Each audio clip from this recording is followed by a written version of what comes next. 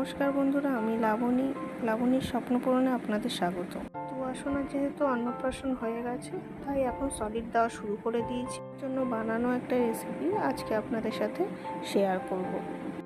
প্রথমেই নিয়ে নেব নর্মাল জিরে, খেজুর, আগে থেকে বানিয়ে রাখা মাখানা গুঁড়োটা আমি আগে থেকে বানিয়ে রেখে দিই। খেজুরগুলো কেটে দানাটা বের করে জলে ফোটাতে দিয়ে দিই। ওটা সেদ্ধ হয়ে যাওয়া অবধি ওটাকে ফোটাতে দেবো। সেদ্ধ হয়ে গেলে নামিয়ে গরম গরম থাকতেই মাখানা গুঁড়োটা ওর মধ্যে মিশিয়ে রেখে দেবো।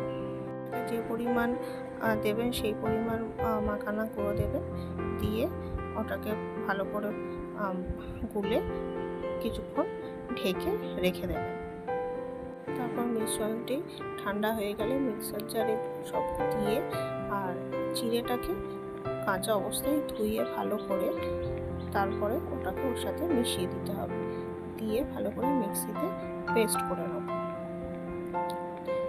খাবারটি বাচ্চাদের জন্য খুবই পুষ্টিকর। চিড়ে খেলে বাচ্চাদের ঘুমটাও খুব ভালো হবে। তারপর ভিডিও ভালো লাগলে লাইক, শেয়ার এবং সাবস্ক্রাইব করে দেবেন। আজকের মতো টাটা।